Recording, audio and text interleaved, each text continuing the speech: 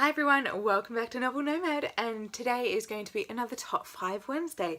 Now May, like I said in my previous Top 5 Wednesday, is a bit of a free-for-all because we get to pick whatever video or topic that we haven't done from past Top 5 Wednesdays and do them in May, because the lovely creator Sam has given us the decision over what topics we want to do this month.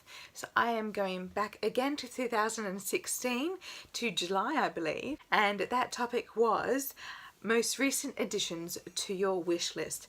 Now, I'm classifying wish lists as books that I want to buy or at least physically own, because my TBR and my wish list are two very different creatures.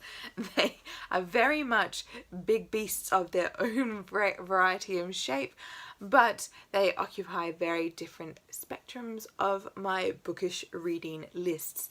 My TBR for me is books that I own, that I want to read, and my wish list are books that I don't own but definitely want to read and own and keep and look at and enjoy. So these are the top 5 books that are coming out soon or have just come out that I would like to have on my bookshelves. Number 1 is actually an autobiography. It's called Educated, a memoir by Tara Westover.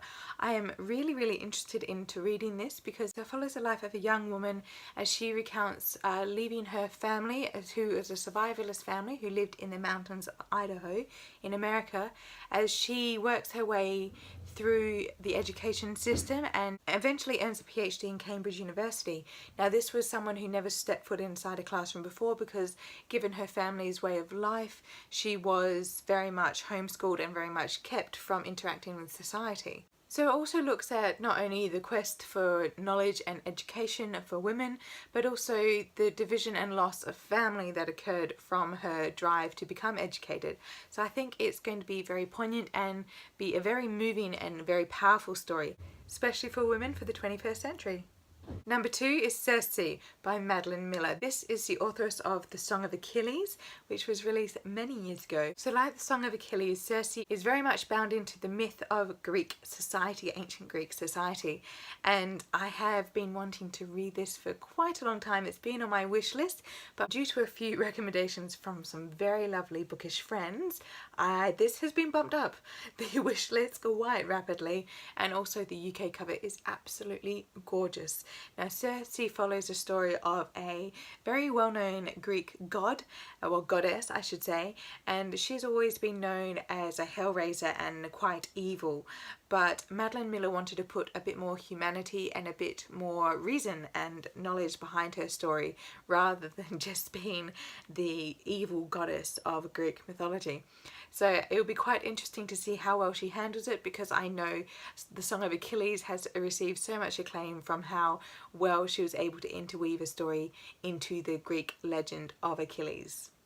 The next book that I would like to read is The Room on Rue Emily, which is written by Kristen Harmel. This is much in the vein of the World War II historical fictions I've been reading lately. I have been reading too many at once because it can get overwhelming, and I do tend to judge them quite harshly in the ones that I absolutely love. But this one's got quite good acclaim. It came out in March, and it basically follows 3 strangers who find themselves in occupied Paris during World War II. It is an American woman, a British pilot, and a Jewish teenager. So their lives intermix within this occupied France, and obviously dangers and treachery face them. So the story itself has quite a good setup, but usually the mixture and actually having it within the occupied Paris is going to be quite high intense drama, so that's going to be quite exciting. Number 4 is Kingdom of Copper by S.A. Chakraborty. Now, I read her The City of Brass, which is an absolutely fantastic fantasy. It is more of a Middle Eastern fantasy set in, like, I say the 1800s.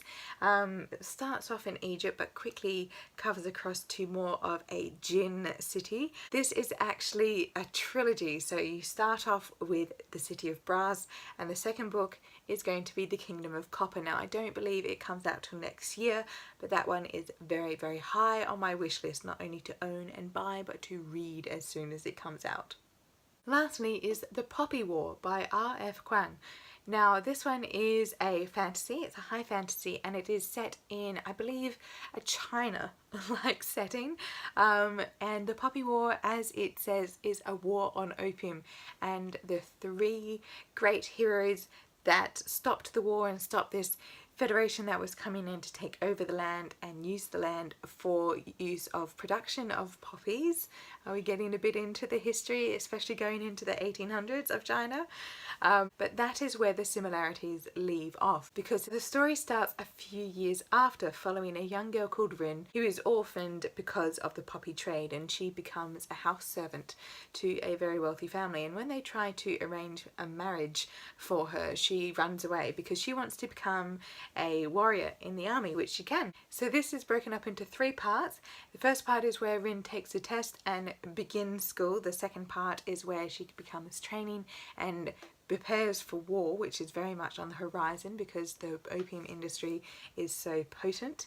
And then the third part is the war itself. So apparently this moves at a rip-roaring pace, but also to have an Asian-centric fantasy, which I've been absolutely loving lately with their strong female cast, who is given a lot of agency. I'm very much looking forward to reading this book, and it looks really pretty too, so that's going to be a wonderful addition to my collection. So thank you for joining me. I hope you enjoyed my top 5 books on my wish list. Do you have any favourite books that you have been longing to get for a while, or at least longing to get on your shelves? I'd love to know what they are. I recently got a few books from the absolutely beautiful Rago 40th anniversary editions, and they are gorgeous. I'll have to do a book haul for those. So I hope you all have a wonderful day. Happy reading, and I'll see you all next time. Bye!